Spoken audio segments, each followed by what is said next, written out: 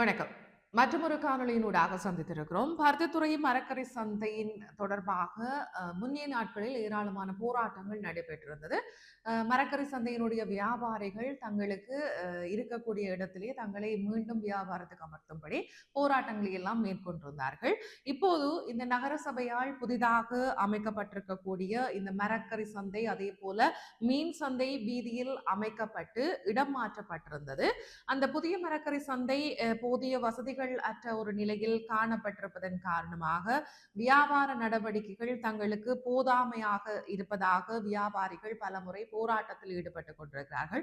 இப்போது யாழ்குடா நாட்டில் மழையுடனான காலநிலை காணப்படுகின்ற சந்தர்ப்பத்தில் வியாபார சந்தைகளுக்குள் வெள்ள நீர் உட்புகுந்த காரணத்தினால் வெள்ள நீரை அப்புறப்படுத்துகின்ற நடவடிக்கைகளும் மேற்கொள்ளப்பட்டு கொண்டிருக்கிறது. அந்த அடிப்படையில் இந்த மரக்கறி வியாபாரிகளினுடைய சந்தையை நவீன சந்தை, அதே போல பழைய கட்டடத்திற்கு தாமாகவே சென்று வியாபாரிகள் தங்களுடைய வியாபார நடவடிக்கைகளை ஆரம்பித்திருக்கிறார்கள். ஏற்கனவே அவர்கள் இந்த முறைப்பாட்டை முன்வைத்திருந்தார்கள். தங்களுக்கு இந்த புதிய கட்டடம் போதுமானவாத வசதிகள் இல்லாத காரணத்தினால் தாங்கள் பழைய கட்டடத்துக்குள்ளேயே இருப்போம் அப்படி என்று கூடவும் வியாபாரிகள் ஏற்கனவே பருத்தித்துறை நகர சபையினருக்கு எச்சரிக்கை விடுத்திருந்தார்கள்.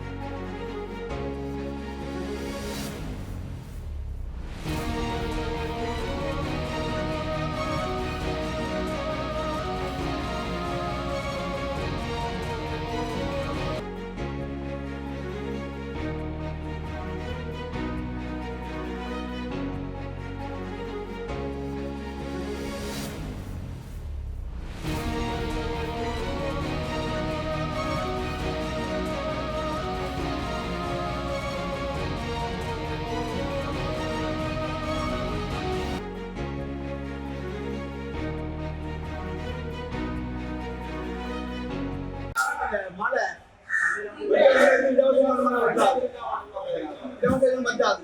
எங்களுக்கு இந்த யாரும் தெரியாது. நாங்கள் யாரும் செய்ய கட்டாயப்படுத்தி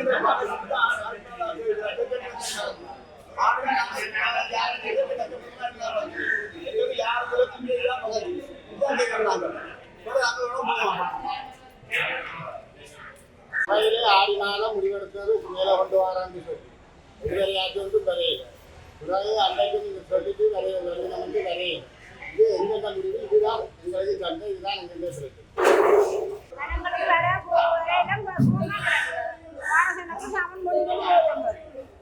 இந்த மனம் வார சந்தோஷப்படுவது வந்து ஆக்களுக்கு வர வாரசனங்கள்லாம் நடந்து வரையில நடந்து வரையில இதுதான் குட்டாயனமா சண்டை சந்தோஷமா வாழ்ந்து சண்டை வந்தா கூட சந்தோஷமா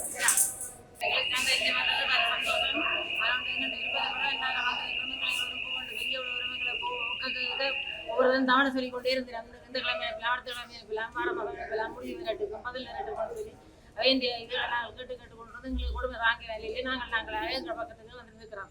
இதுதான் எங்களுக்கு இனிமேல் சந்தை. நாங்கள் எங்கேயுமே அகரையிடாது எதுவுமே எங்களை ஒன்றும் வந்து எங்களுக்கு விதமான பதில் எங்களுக்கு கேட்க மாட்டோம். நாங்கள் அவ்வளவு துன்பங்கள் எங்கள் கவலைகளோட இருக்கிறோம். செயல் இந்த மாதிரி வந்து இருக்கிறோம். இனிமேல் நம்ம மட்டும் இதை விட்டு நாங்கள் அகலவே முடியாது. எங்களோட வந்து இது மாதிரி பதில் கதைக்கவே மாட்டோம். ஏன் வந்தியல் இதுக்கு வந்தியல் பொங்கோ பாங்கோ எதுக்கு மாதிரி கதைக்கவே முடியாது. கதைக்க அப்படின்னு வார்த்தையில நாங்கள் கதைப்போம்.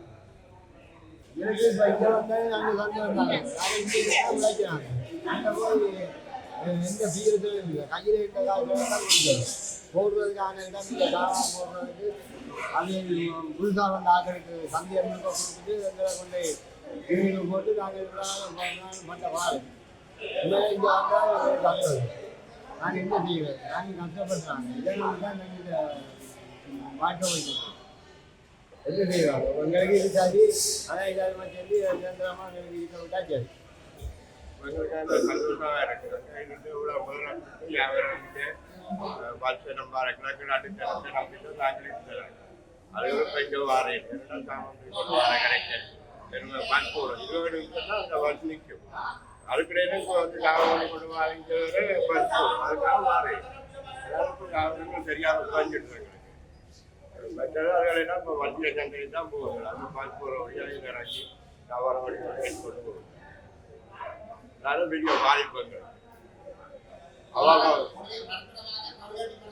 செய்யலாம். நம்ம அந்த நான் 5 பேர் வந்து தங்கடி ஆக்களை கூட்டிட்டு அதில் முன்னுக்கு இடத்தை போட்டு முன்னாடியில் சாபம் போட்டு பாலம் முழுக்க போட்டு தரமாங்க விரையிலாக பண்ணி முன்னாடியில் வியாபாரம் நாங்கள் பின்னுக்கு அப்படியே பார்த்து கொண்டு வியாபாரம் எந்த விதமான வசதிகளும் கொண்டு இருந்தால் தண்ணி நிற்கணும் நம்ம கிடையாது. அதாவது வருத்தங்கள் நான் அங்கே போயிட்டு வருத்தம் தான் பின்னால் சுடலாம் காற்று எங்களுக்கு சுவாசிக்கக்கூடாது. அதுக்குள்ளால அந்த கூட்ட காற்றுகள் எல்லாம் வந்து நாங்கள் சுவாசிக்கணும். அதாவது வருத்தம் தலைவலிகள் காய்ச்சல்